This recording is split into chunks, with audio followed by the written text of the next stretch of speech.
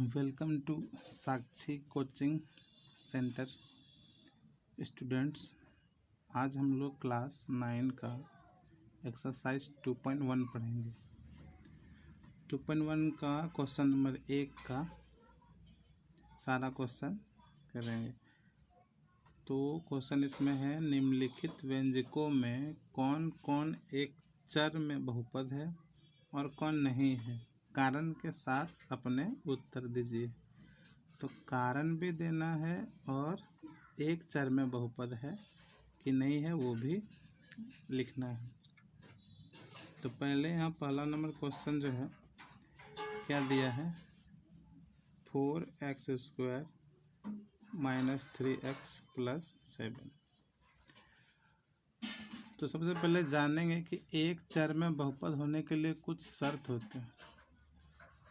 एक चर में बहुपद होने के कुछ शर्त होते हैं। जैसे क्या क्या शर्त होता है, तो पहला शर्त होता है कि व्यंजक जो है वो एक चर में हो। एक चर में हो और दूसरा जो है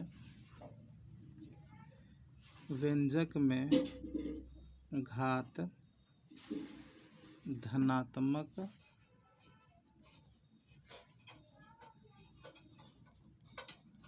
पूर्णांक में हो। अब क्वेश्चन नंबर 1 में देखिए, क्वेश्चन नंबर 1 में यहाँ भी x है और यहाँ भी x है। इसका मतलब कि ये जो बहुपद दिया गया है इसमें एक ही चर है, यहाँ भी x है यहाँ भी x है। अगर यहाँ x होता, यहाँ y होता या फिर z होता या फिर कोई भी होता अल्फ़ाबेट का कोई भी अक्षर, तो फिर वो दो चर हो जाता। लेकिन यहाँ भी x है तो यहाँ भी x है, इसका मतलब एक चर में। तो इस हिसाब से मेरा जो है पहला शर्त सही है कि व्यंजक जो है वो एक चर में है। दूसरा बात कि यहाँ x का घात 2 है और यहाँ पे x का घात 1 है। तो यहाँ घात जो है यहाँ पे +2 और +1 में है, तो घात धनात्मक पूर्णांक में हो गया। तो इसका मतलब कि ये जो क्वेश्चन है वो एक चर में बहुपद है। तो आप इसका कारण से ही उत्तर लिखें।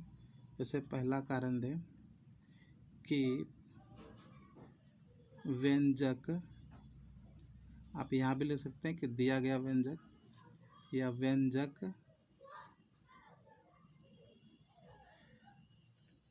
एक चर में है।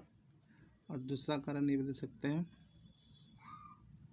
x की घात 2 और इसके ऊपर 1 है, जो कि धनात्मक पूर्णांक है। इसलिए लिख सकते हैं कि 4x² - 3x + 7 एक चर में बहुपद है। ये मेरा आंसर हो जाएगा। अगर MCQ क्वेश्चन में पूछता है तो सिर्फ आप घात देखिए और एक चर देखिए और ये ऑप्शन में रहेगा तो देख के टिक कर दीजिए। लेकिन अगर ये सब्जेक्टिव पूछता है तो फिर ऐसे को बनाना होगा ताकि आपको 2 नंबर मिल जाए, या जो भी 1 नंबर का हो या 2 नंबर का हो तो वो आपको मिल जाना चाहिए।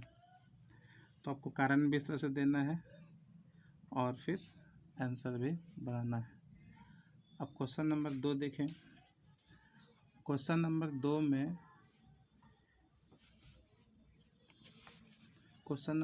में है y² + √2 अब यहाँ पे y के घात है 2 है और वो भी प्लस में है, तो यहाँ पे इस बहुपद में y एक चर में, क्योंकि यहाँ y ही है, और यहाँ पे घात भी है और वो भी धनात्मक पूर्णांक में है, तो कह सकते हैं कि एक चर में बहुपद है। तो आप कारण लिखें पहले, व्यंजक एक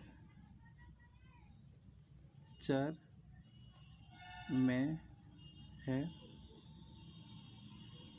दूसरा y की घात 2 है जो कि धनात्मक पूर्णांक है, इसलिए y² प्लस √2 एक चर में बहुपद है, और ये आपका आंसर हो जाएगा। फिर क्वेश्चन नंबर 3 देखें, तो y प्लस 2y है, y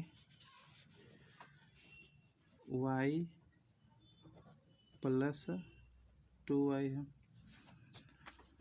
तो यहाँ पे देखिए कि एक चर में तो है लेकिन y के यहाँ पे घात नहीं है, और y के घात अगर होगी तो वो माइनस में है। कैसे? जैसे y है, फिर इसको अगर हमें तोड़ के लिखे तो ऐसे भी लिख सकते हैं, या फिर ऐसे भी लिख सकते हैं y प्लस 2 और यहाँ पे -1, तो यहाँ y की घात -1 हो गया, जो कि धनात्मक पूर्णांक नहीं है, वो तो ऋणात्मक पूर्णांक हो जाएगा। तो यहाँ पे क्या लिख सकते हैं कि y की घात ऋणात्मक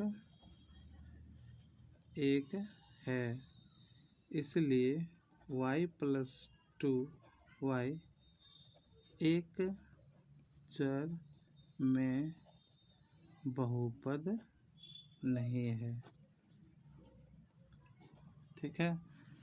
फिर क्वेश्चन नंबर आप 4 में देखिए, x पावर 10 है, y पर पावर 3 है और t पर पावर 50 है। तो यहाँ पे 3 चर हो गए, एक x हो गया, एक y हो गया, एक t हो गया। तो 3 चर में जब रहेगा तो वो एक चर में बहुपद नहीं होगा, तो आप इसको लिख सकते हैं कि चूँकि यहाँ पे 3 चर है तो इसलिए एक चर में बहुपद नहीं है। देखिए क्वेश्चन नंबर 5, x पर पावर 10, y पर पावर 3 और t पर पावर 50। तो यहाँ पर कारण लिख देंगे, यहाँ x, y तथा t 3 चर हैं। तो यहीं पे हो गया, घात सब कुछ मतलब नहीं, यहाँ पे 3 चर पूछा रही है, 3 चर दिया हुआ है और आपका यहाँ एक चर में पूछा है, तो इसलिए x power 10 plus y power 3 और t प्लस 50 एक चर में बहुपद नहीं है। हो गया ये भी। फिर क्वेश्चन नंबर 3 देखिए, 3 बताने भूल गए थे, तो 3 देखिए, 3√t प्लस t√2।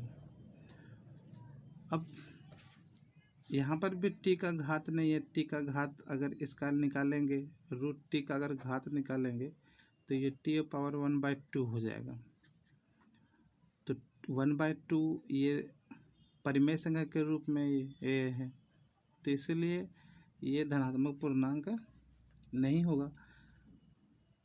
तो हालांकि एक चर में t है, लेकिन √t को अगर बदलेंगे तो t के पावर 1/2 आ जाएगा। तो इसलिए हम लोग कह सकते हैं कि 3√t प्लस t√2 एक चर में बहुपद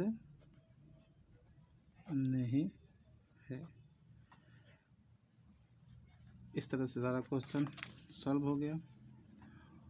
इसी तरह की अगर और वीडियोज़ पाना चाहते हैं तो चैनल को लाइक करो, सब्सक्राइब करो और शेयर करो। थैंक यू, धन्यवाद।